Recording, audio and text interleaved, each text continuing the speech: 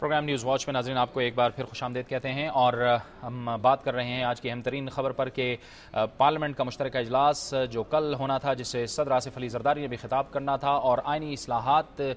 کا جو پیکج تھا جس پر تفصیل سے گفتگو ہوئی آئینی اصلاحات کمیٹی نے اس پر بھی بات چیت ہونی تھی۔ اب وہ مشترکہ پارلیمنٹ کا اجلاس ملتوی کر دیا گیا ہے اور ایسا لگ رہا ہے کہ آئینی اصلاحات کے حوالے سے اب ڈیڈ لاک پیدا ہو گیا ہے۔ کیا نقصان ہو سکتا ہے اور کیا نتائج مرتب ہو سکتے ہیں مجموعی طور پر سیاسی صورتحال پر، اس پر ہم گفتگو کریں گے اور ہمیں جوائن کیا ہے ٹیلی فون لائن پر سینئر صحافی اور سینئر تجزیہ کار مجیب الرحمان شامی نے۔ بہت بہت شکریہ شامی صاحب۔ جیسے کہ توقع کی جا رہی تھی کہ آئینی اصلاحات کا بل پارلیمنٹ میں پیش ہوگا، 18ویں ترمیم آئے گی، ایوان صدر کے اختیارات واپس ایوان وزیر اعظم کو ملیں گے، یہ جو آج جو ڈیولپمنٹ ہوئی ہے اور ایک وجہ جو بنیادی وجہ یہ بنی ہے صوبہ سرحد کا نام، مسلم لیگ نون کا اپنا نقطہ نظر رہا، عوامی نیشنل پارٹی کا اپنا نقطہ نظر رہا، اب وہ پارلیمنٹ کا اجلاس ملتوی ہو گیا ہے اور ایسا لگ رہا ہے کہ ڈیڈ لاک ہو چکا ہے۔ اس ڈیڈ لاک کے سیاسی اثرات کیا ہو سکتے ہیں؟ جاوید صاحب بہت شکریہ آپ کا۔ بات تو آپ کی درست ہے کہ تعطل پیدا ہو گیا ہے اور جو توقع کی جا رہی تھی کہ 18ویں ترمیم کا بل جو ہے وہ پارلیمنٹ میں پیش کر دیا جائے گا اور وہ توقع فی الحال پوری نہیں ہو رہی، لیکن کوشش کرنی چاہیے کہ معاملات جو ہیں ان کو سنبھالا جائے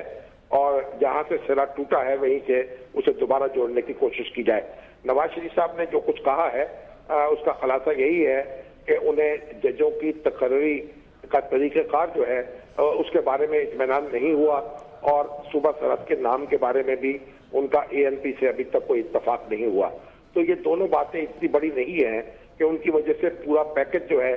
تعطل میں ڈال دیا جائے۔ صوبہ سرحد کا نام بھی ایک مفاہمت سے تجویز کیا جا سکتا ہے اور ANP اور مسلم لیگ نون دونوں کو اس سلسلے میں لچک پیدا کرنی چاہیے اور جو ہزارہ اور ایبٹ آباد کے لوگ ہیں ان کو بھی اکوموڈیٹ کرنا چاہیے نام کے اندر، اور اس کا نام پختونخوا ہزارہ بھی رکھا جا سکتا ہے اور ہزارہ پختونخوا بھی رکھا جا سکتا ہے۔ تو یہ اس کو اتنے کفر اور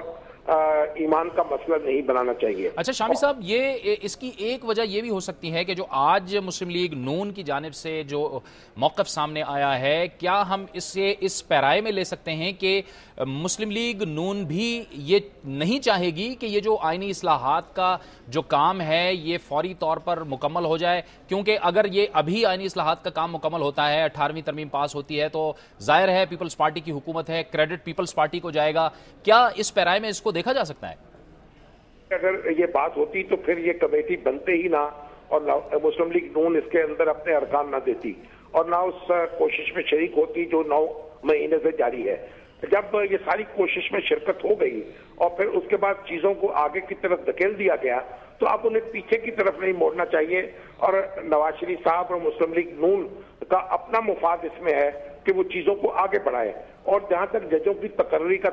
سوال ہے اس سلسلے میں بہت سا کمپرومائز پہلے کمیٹی میں کیا جا چکا ہے اور اگر کوئی اور ایڈجسٹمنٹ کی ضرورت ہے تو وہ بھی ہو سکتی ہے، ہو جانی چاہیے تھی۔ اس کا فورم کمیٹی ہی تھی، کمیٹی سے باہر اس طرح کی صورتحال پیدا نہیں ہونی چاہیے تھی اور مجھے امید ہے کہ نواز شریف صاحب ان معاملات کو اپنی ہونے دیں گے اور سنبھالنے کی کوشش کریں گے۔ جی شامی صاحب آپ ہمارے ساتھ لائن پہ رہیے، ہمیں جوائن کیا ہے ٹیلی فون لائن پر جسٹس ریٹائرڈ طارق محمود نے۔ بہت بہت شکریہ جج صاحب۔ آج میاں نواز شریف صاحب نے ایک بات کی اپنی پریس کانفرنس میں اور ان کا کہنا تھا کہ ججز کا جو تقرر ہے وہ چیف جسٹس سے مشاورت کے بعد اس کا جو طریقہ کار ہے اس کو طے کرنا چاہیے تھا۔ جج صاحب سب سے پہلے تو یہ فرمائیے کہ کیا اس طرح کی کوئی مشاورت ہمیں تاریخ میں ملتی ہے؟ وجوہات بنیادی طور پر